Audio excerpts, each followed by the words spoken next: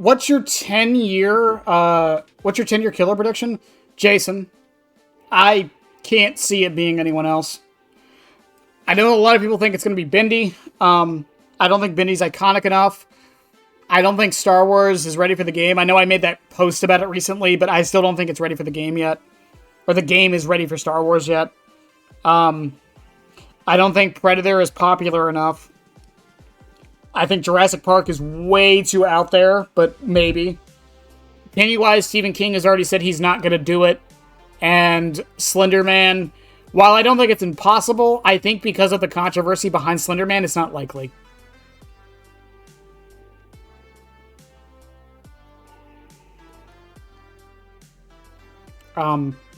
So yeah, my money's on Jason.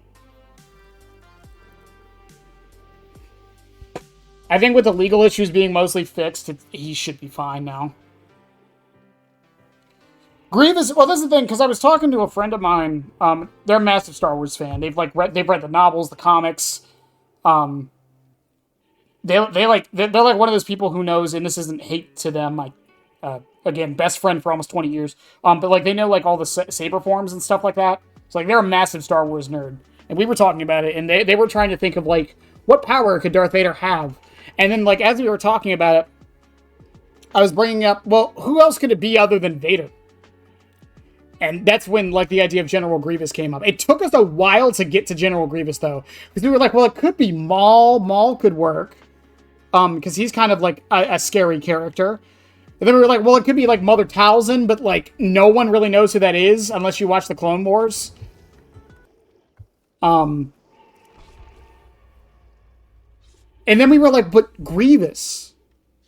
Grievous is popular. People know him. He's in meme culture. People know Grievous. He doesn't have the Force, so you don't have to worry about that logistically. He's not that OP in, like, lore. Like, he's a very powerful character, but, like, he's not, like... Like, Darth Vader in lore is fucking insane, by the way.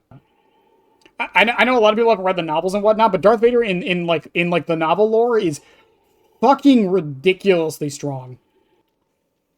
General Kenobi. Why, hello there. Also, Grievous is, like, genuinely just, like, angry. Like, he wants to kill everybody, man. Like, Grievous is fucking... And we were even thinking of, like, how could you, like, implement lightsabers into the game and, like, his collection thing? And we had the idea of, what if the survivors could, like, pick up lightsabers around the map? And, like, Grievous, like, when he swung at you, you could use the lightsaber to block it. And then you drop it, and he, like, picks it up and adds it to his collection, and it makes him more powerful. So, like, you avoid getting hit now at the risk of making him stronger as the match goes. Like, he's not angry, he's just old, trust. Grievous's lore is fucking... I don't know if anyone's, like, read into, like, the history of General Grievous. It's a sad fucking story, man. Dude just wanted to be a good warrior for his clan and shit. Like, his every DVD killer's element. Tragedy, good intentions, turned bad. He also has served bigger masters than him, not to mention a melee-oriented attack. Exactly! I think Grievous is, like, the perfect killer from Star Wars to add in. On top of all of that, while, yes, Darth Vader can be terrifying, he's definitely scary, we don't really see it too much in any of the media. We read about it in the books, for sure, but in a lot of the media, he's not really that terrifying.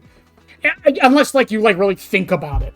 But Grievous is a fucking monster in almost everything he's in. I think people, like, are like, oh, he's a coward and runs away all the time, but they forget that it's because most of the time we see Grievous... He's running away from the main characters of the franchise. Of course he's a coward. That's the thing, though, because, like, I think people forget this. Whenever, like, go watch a Clone Wars episode. Well, I'm serious. Or, like, go on YouTube and look up a Clone Wars episode. They don't show it, mind you, but that's because it would be very fun to show.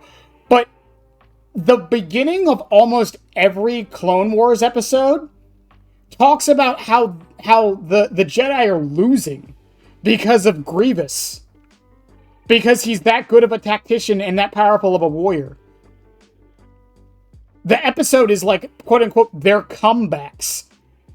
Like, the thing is that there's the running theory that if Palpatine didn't do what he was doing, the Separatists probably would have won because of Grievous. Like, genuinely. Like, I'm just saying, you're playing Survivor, and this motherfucker walks up to you and just pulls out 4 glowing fucking swords.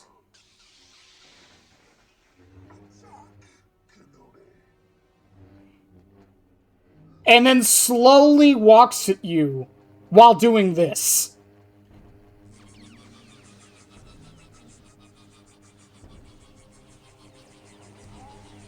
Even he's scared. That is the face of a man who is terrified. Like, I think he could work. I genuinely think he could work.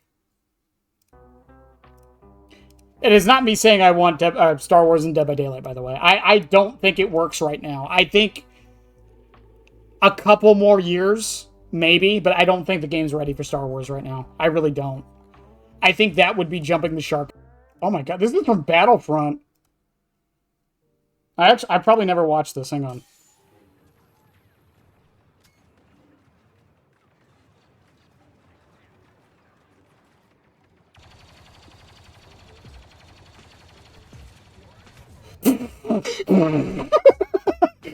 Please tell me he like spider crawls up the wall, please.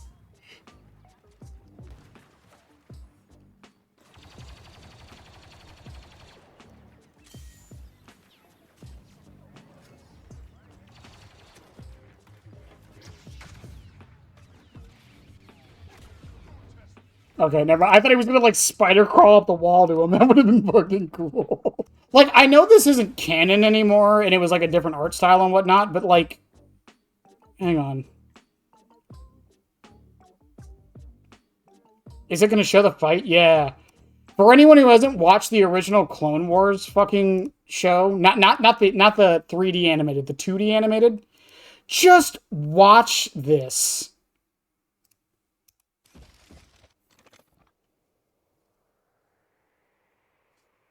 I know we're really off topic. I don't care.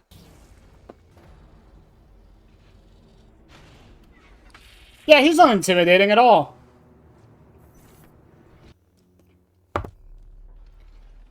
Motherfucker literally just did a horror movie thing.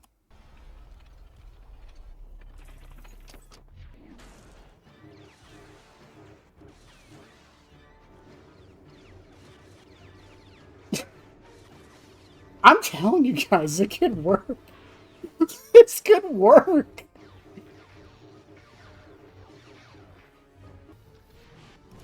Like, come on, man. You're telling me that can't be horror related at all? Also, yes, for the spider walking, by the way, apparently someone made a video of him being a cockroach for 50 seconds. I guess we're watching this now.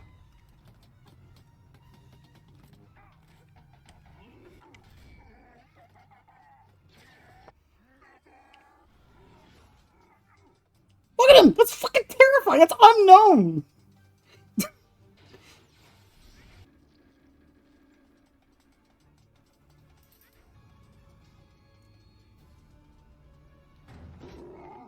My stream is getting demonetized. It's not monetized anyways, but it's getting demonetized for this.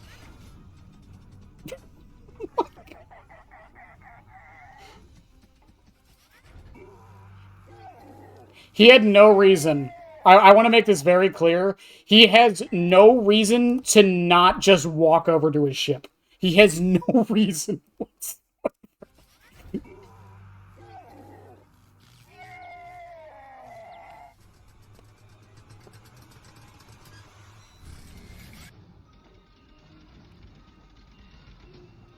Oh my god, like, he would be such a good fit. I think he'd be better than Vader. Oh, I'm gonna die on that hill.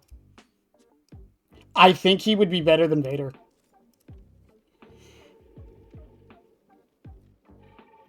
Well, no, he doesn't have to crawl on walls, but he can have, like, a crawler form where, like, he just, like, gets really fast and runs you down. Justin, for the love of... He had no reason. He moved 5 steps. He could have just fucking did the cartwheel thing before. No one was watching him. No one.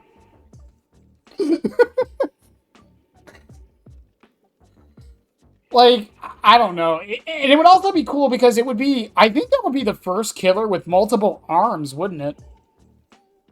Because, like, you could maybe do something with that, like, as a concept, too. I think the closest we have is maybe Kaneki. The thing is, the one thing that Vader has over Grievous as an option is he's Darth motherfucking Vader. That's what he has over Grievous. As popular as Grievous is, I mean, it's Darth Vader, you know? Like, again, my mom knows who Darth Vader is. Xeno Queen has 4 arms. Motherfuckers. I don't own the Xeno Queen. Motherfucker. Those don't count. She doesn't use them. She doesn't use them. What could they possibly be used for? Who? Xeno or Grievous? I mean, Grievous could, like, throw a fucking pallet with them. I don't know. What if he moves at normal speed while he's carrying people because he has an extra arm? I don't know. I'm not a game designer. Oh, I mean, does she even use them in the movies? I don't think she does she? They're just kind of there. They're like benign arms that don't do anything. Grievous has killer, Vader skin for Oni, Dooku is doctor because forced lightning. That actually... Hold up. Hold up. I know someone said that the Dooku skin for Doctor is cool. Darth Vader Oni kind of sounds badass, honestly. You know, I was thinking about that because a lot of people have been like Star Wars and DBD, like Darth Vader doesn't fit and whatever. I was thinking, who would the survivors be? Would it be Han Solo? I could see a generic clone trooper. Or, like, one of the generals, like Rex or Cody. Because it can't be a Jedi. It can't. I feel like you would have to nerf them way too much for that. Even without the Force, they're like, they can do backflips and shit, you know? Who needs practicality when you have style? I don't know. I genuinely think, like, there's a lot of options from Star Wars. And Grievous is my pick as of now. Just because it makes so much sense. Plus, I love the character a lot. Vader could work, I feel like, if you actually, like, put the time into it. And the thing with Vader, I know someone mentioned it earlier about using Saber Throw to, like, go around loops. I would really love... I have wanted a killer with the boomerang power for, like, 2 years now. The closest we've come is Bouncing Blades on Trickster... And maybe Springtrap, but not really because he just recalls his axe. I have really wanted a killer that throws something and they can recall it back and it does damage on the way back. And I feel like Vader could be that. Like, you throw a lightsaber, they dodge it, and then it comes back to your position wherever you are in, like, a straight line. And it's a lightsaber, so it can go through objects. Who cares? And then, like, if they get hit with it on the return trip, it still does damage. Vader would fit Henry? I mean, maybe. I think Oni would be a cool pick for Vader, though. Leia? It could be Leia, it could be Padme. The problem with Leia is that she's technically a Force user. Also, the fact that Carrie Fisher isn't alive anymore, it seems a little disrespectful to do Leia. I don't know, would that be disrespectful? Especially if they got her likeness? Would that be... That's an interesting moral dilemma. Is it disrespectful to put a person's character who is dead in a game to, like, immortalize them? Would that be disrespectful? Because that's the other problem with Vader that someone pointed out to me earlier that I completely forgot about. His voice would either A, be dubbed like snippets from the movies, or it would be AI. Or they would get someone to replace his voice. And I feel like all 3 of those options are terrible. If you pull it from the movie, it's not going to fit and it's going to sound weird. AI is AI. And if you get a new voice actor, it's fucking Darth Vader. You can't get a different voice actor. Are you implying to me, Mango, that the survivors are not strong opponents? No, again, yeah, I've said it in the past. Like, I don't think any character is, like, impossible to add to DBD or, quote-unquote, doesn't fit Dead by Daylight. I think if you try hard enough, you can make anyone fit in this game. And my biggest point of, my biggest point towards that is definitely Kid Kaneki. Like, not only is he a protagonist, he's also, like, I'm not saying Tokyo Ghoul doesn't have horror elements, but it's not really a horror anime. Like, in the sense, like, a lot of people would think it is. So, like, I don't know. But that's what I'm saying, though. But even though he's a little bit unfaithful, I think they made him work. They found a way to make him work. So that's why I think it's fine. That's my point, though, is, like, you could make anything work if you really wanted to. Kaneki kind of opened the floodgates to that. And if I'm honest, I feel like they had to. They had to open those floodgates, because who's really left? We got Jason, Pennywise, Slenderman, Bendy, Art the Clown. That's kind of it.